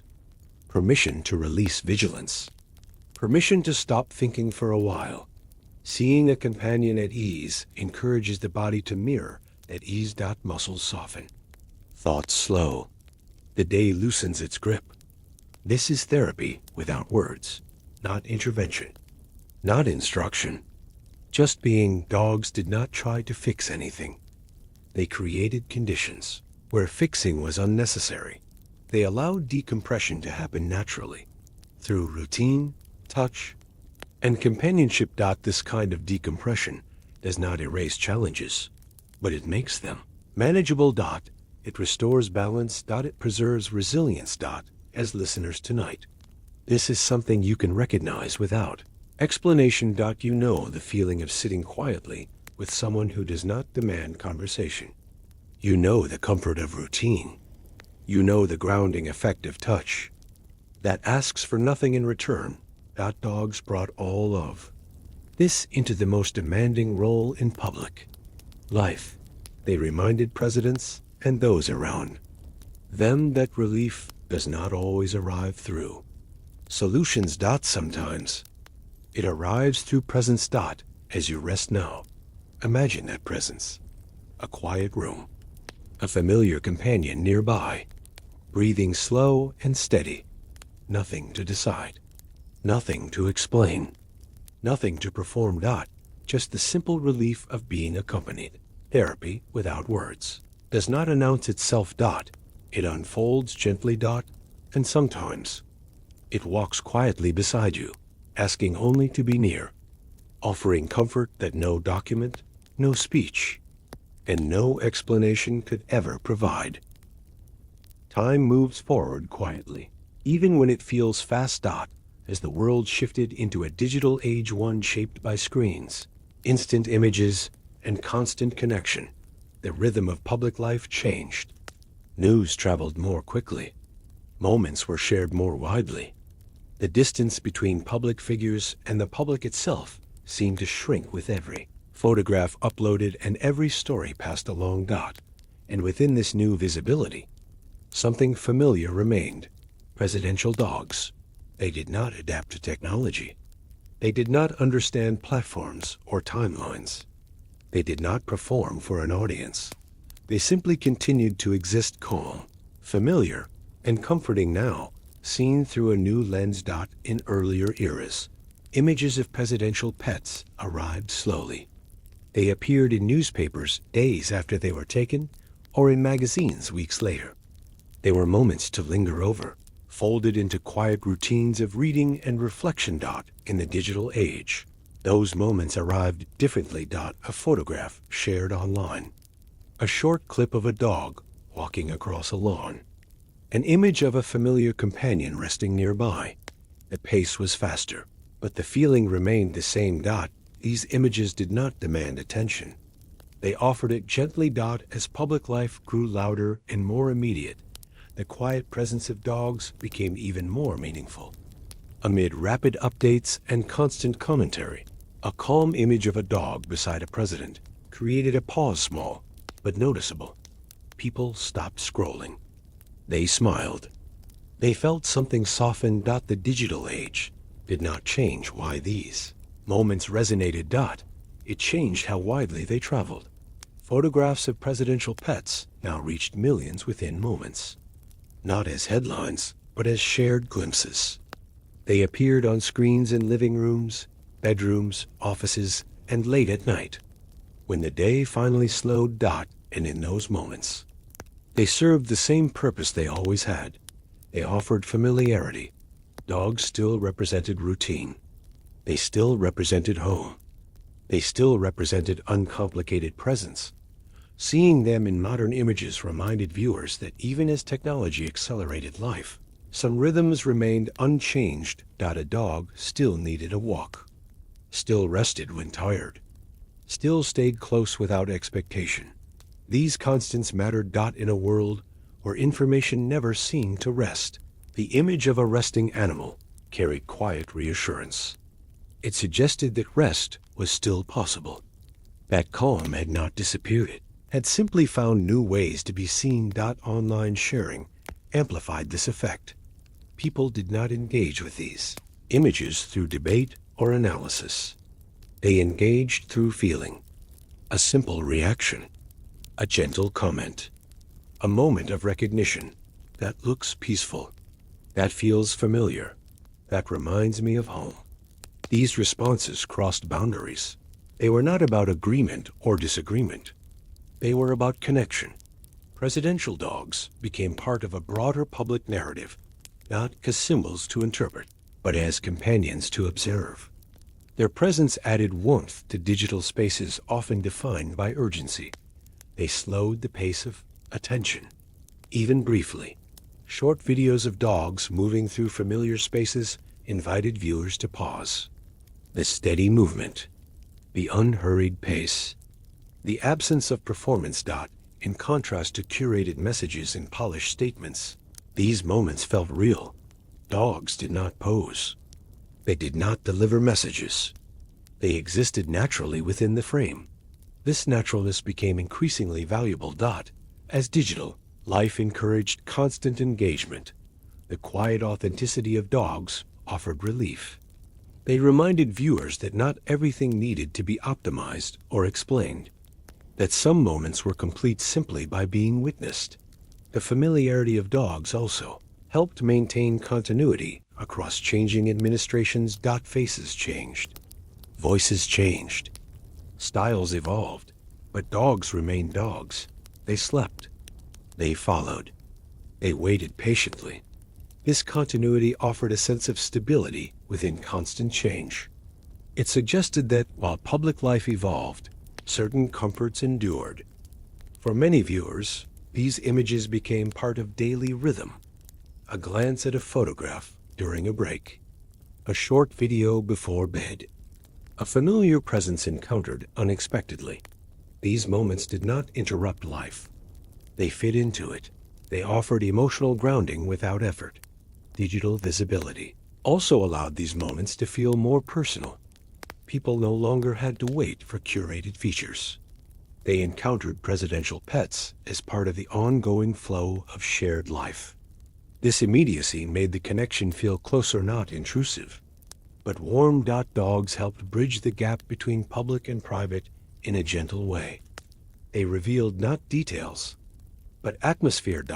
They showed that behind schedules and screens, routines continued. That care and companionship remained part of daily life. Even at the highest levels of responsibility, this reassurance mattered, especially during times of heightened digital noise.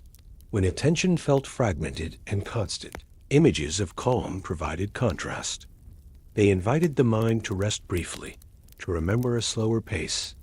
And because these moments were shared widely, that rest became collective. Millions paused at once. Millions felt a small easing. Millions shared a quiet recognition. The digital age did not diminish the role of presidential dogs. It expanded their reach. It allowed their calm presence to travel farther than ever before, carrying the same message it always had without words, without instruction. That message was simple. Life continues quietly. Even when the world feels loud. Dogs embodied this truth. Effortlessly, they moved through digital frames the same way they moved through rooms, unhurried, unconcerned, present. They did not react to attention. They did not seek engagement. They remained themselves. And in doing so, they offered something rare in modern life. A moment that did not ask anything in return. As you rest now, imagine one of those modern images. A familiar companion moving slowly. A calm presence within a busy world. A moment that feels complete without explanation. The digital age brought many changes, but some comforts endured. Dogs remained steady, familiar, comforting. And through screens large and small, they continued their quiet work, reminding everyone watching that even as time moved forward, calm still knows how to find its way into view. Sometimes, all it takes is a familiar presence appearing gently on a screen, inviting us just for a moment to slow down, breathe, and remember that rest is still possible. In modern times, when life often feels fast and scattered, people tend to search for something familiar, something that feels like home, even when encountered from afar. Home is not always a place. Sometimes it is a feeling, a rhythm, a sense of warmth that settles quietly and reassures without explanation. For many Americans, that feeling returned gently through the presence of two dogs, Bo and Sunny. They did not arrive with announcements or expectations. They simply appeared as part of daily life, woven naturally into scenes of routine, family, and rest. And in doing so, they reminded people watching that even within the most visible households, life still unfolded in ordinary, comforting ways. Bo and Sunny represented something deeply recognizable. They represented evenings.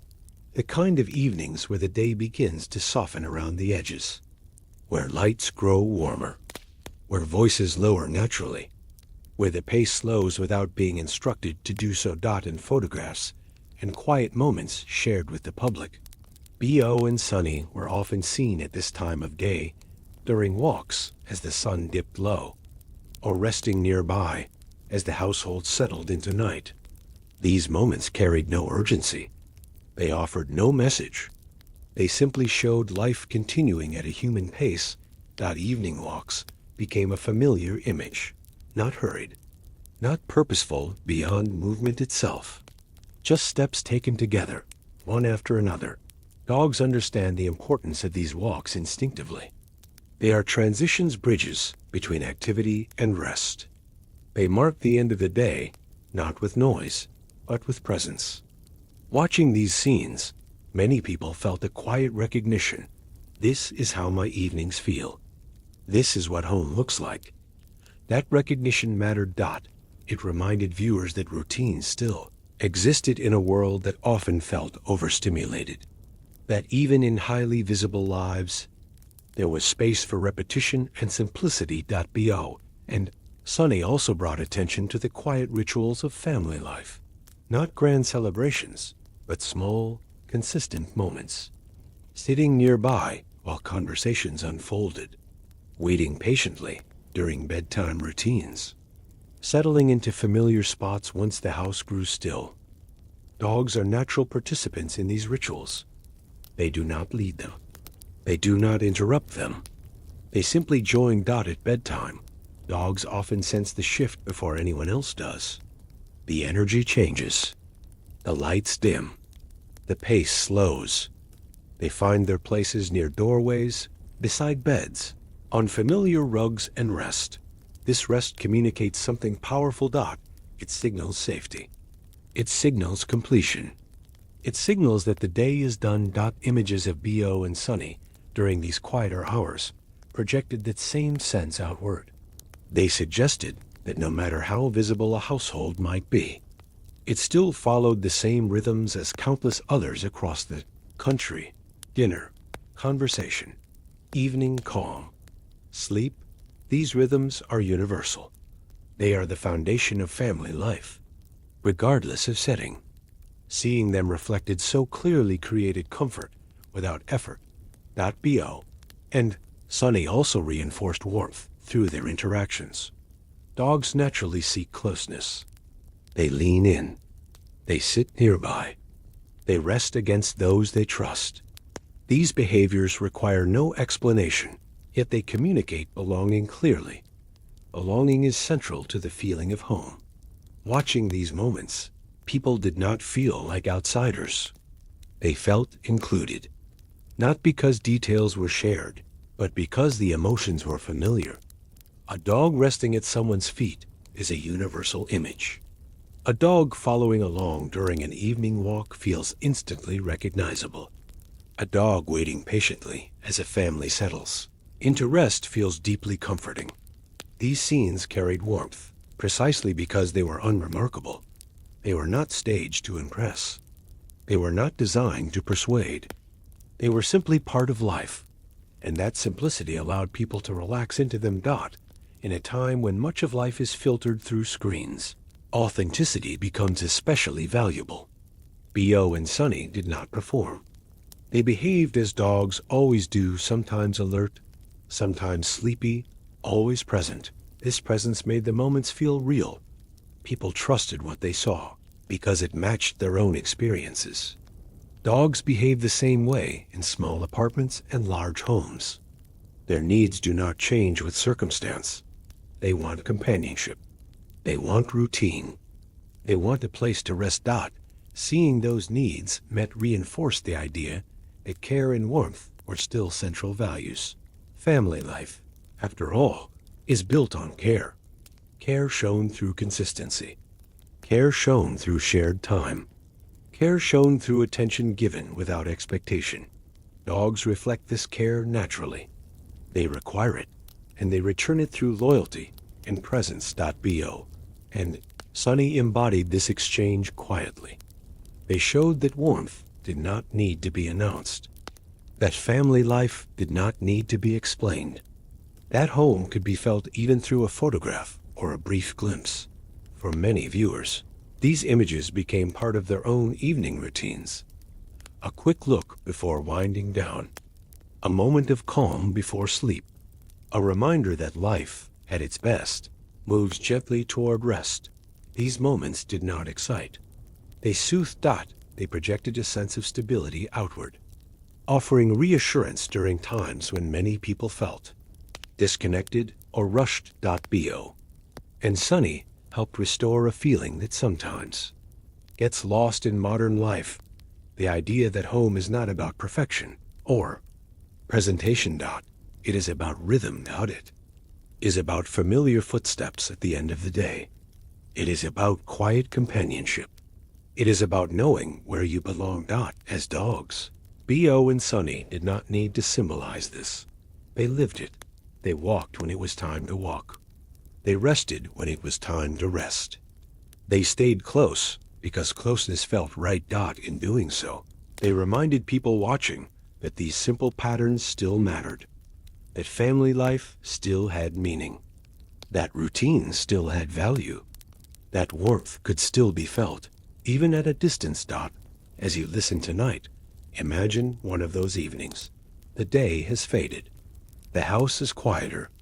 A dog settles nearby. Content. There is nothing left to do.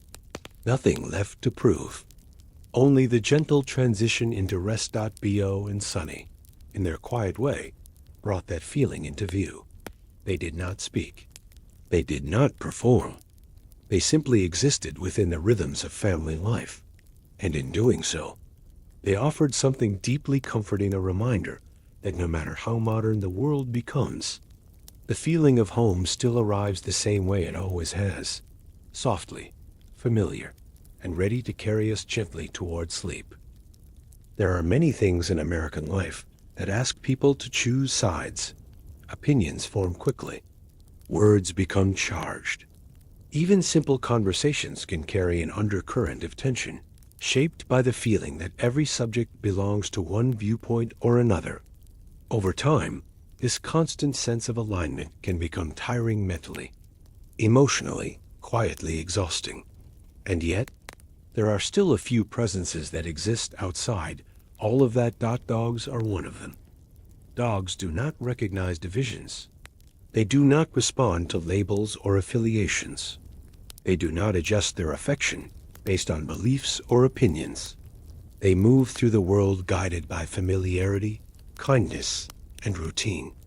Because of this, they occupy a rare and gentle space in American life, a space untouched by judgment or tension. This is why dogs feel so safe. They ask nothing of us except presence. They offer companionship without conditions. They do not require agreement. They simply remain. In a country as large and diverse as the United States. This kind of neutrality is deeply comforting. People from different backgrounds may disagree on many things, but the experience of loving a dog or being comforted by one often feels remarkably similar. A wagging tail means the same thing everywhere. A calm presence at the end of the day carries the same reassurance. A dog resting nearby invites the same sense of ease. These shared responses matter. They create moments where difference fades into the background, replaced by something simpler and more grounding. In these moments, people are not defined by their views, but by their capacity for care. Dogs naturally draw attention toward what is shared, rather than what separates. They remind people of routine morning walks, familiar paths, evening rest. These routines exist in households across the country, regardless of location or lifestyle. Seeing them reflected in public life reinforces the sense that beneath surface differences, there is common ground. This common ground is quiet. It does not argue. It does not persuade. It does not demand recognition. It simply exists. Dogs offer a unifying presence precisely because they do not try to unify. They are not symbols designed to bring people together. They are companions, and companionship has a way of dissolving barriers without effort. When a dog enters a space, attention shifts. Voices soften. Movements slow. The emotional temperature lowers. These changes happen instinctively. They do not require intention or agreement. They occur because dogs engage the nervous system in a way that feels safe and familiar. This safety is essential in a divided environment. It allows people to relax without feeling evaluated, to breathe without feeling watched, to exist without needing to explain themselves. Dogs create this space naturally. They do not ask who you are or what you believe. They respond to tone, presence, and consistency. Their affection is not earned through alignment, it is built through routine and care. This makes them uniquely unifying. In public life, where messages are often interpreted through lenses of difference, dogs remain refreshingly uncomplicated. Their presence is not debated. Their behavior is not scrutinized for meaning. They simply are. For listeners tonight, this is something you can feel immediately. You do not need context to understand a calm dog resting nearby. You do not need explanation to recognize the comfort of shared quiet. These experiences belong to everyone equally. This equality is rare.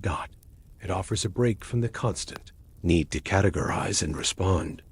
It allows the mind to rest in a place where nothing is being asked of it. Dogs exist in that place. They invite us into it. When dogs appear in shared spaces, whether in neighborhoods, parks, or public images, they remind people of something deeply human. The desire for connection without conflict. They model presence without agenda. They show that coexistence does not require agreement, only respect and care. This lesson is subtle, but powerful. It does not arrive through instruction or example.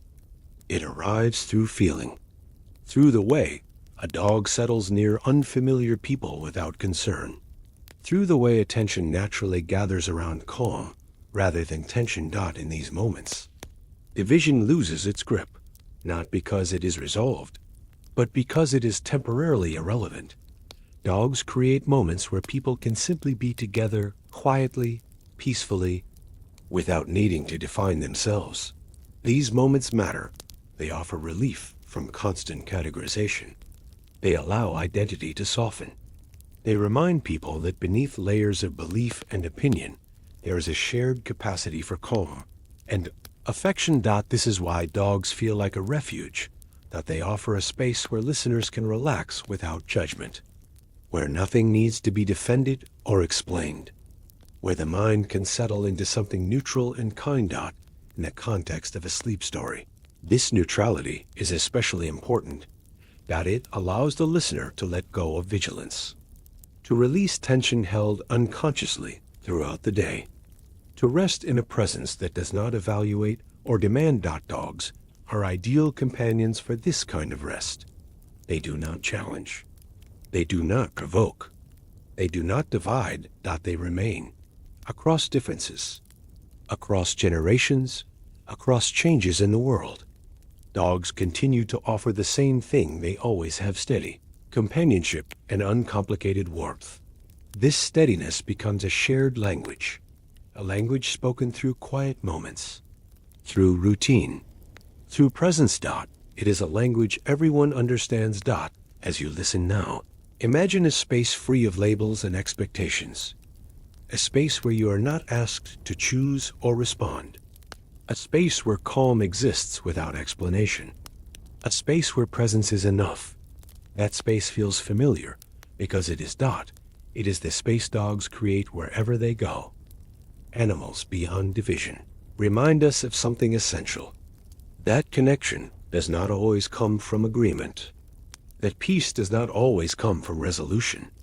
That rest does not always come from answers. Sometimes rest comes from being near something that asks nothing of you at all. Tonight, let yourself rest in that space. Let go of alignment. Let go of tension. Let go of the need to engage. Allow the quiet presence of a familiar companion, real or imagined, to settle beside you. Breathing steady, attention soft, judgment absent. In a world often shaped by division, dogs remain a gentle exception. They do not choose sides. They choose presence. And in that choice, they offer something rare and deeply needed: a place where everyone is welcome, where nothing needs to be proven, and where rest can finally arrive without interruption. Long after speeches fade and headlines blur, something softer often remains.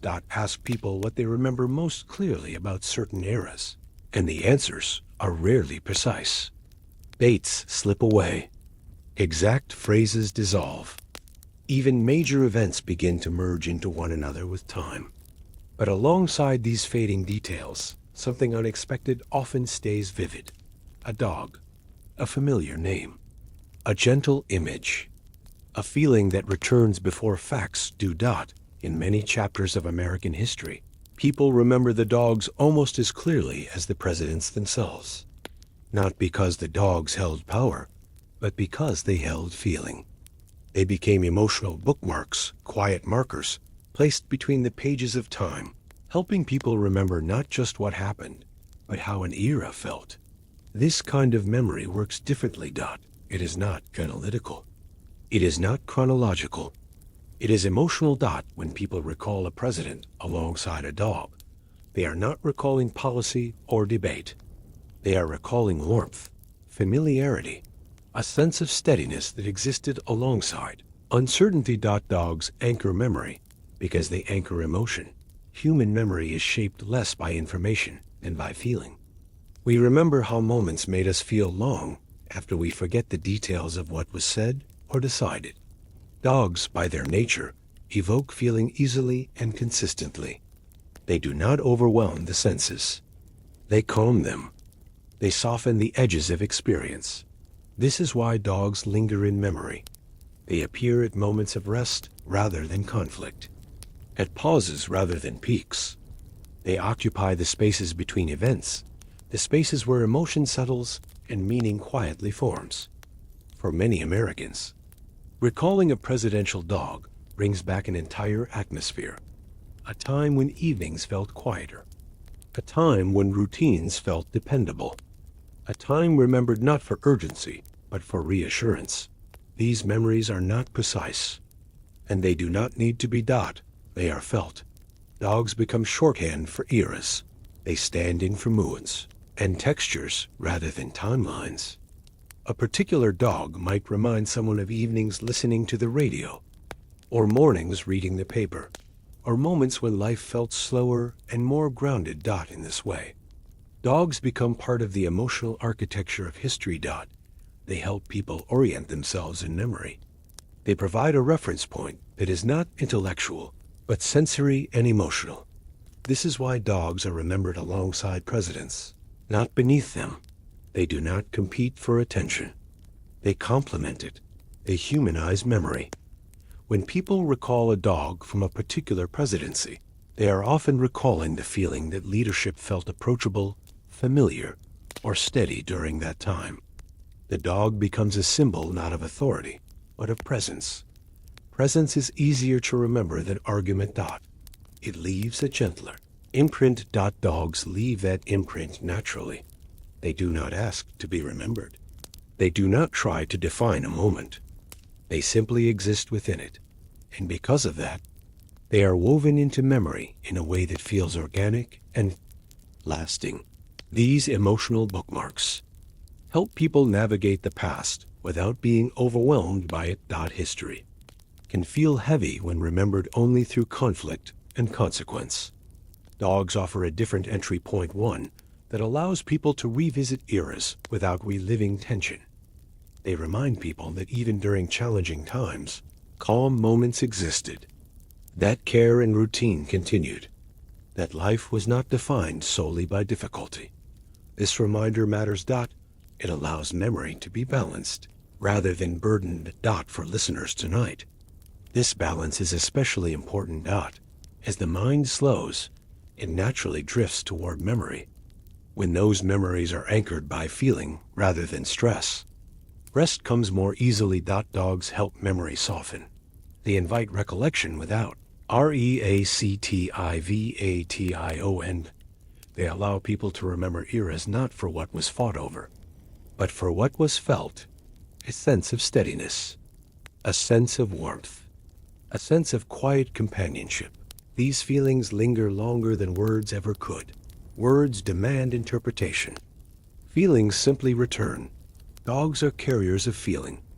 They bring warmth into memory the same way. They bring warmth into rooms quietly, consistently, without effort. This is why their presence endures. Even as generations pass, the memory of a dog remains accessible. People may not recall the details of a presidency, but they recall the image of a dog resting nearby. That image carries emotion forward, bridging time without strain.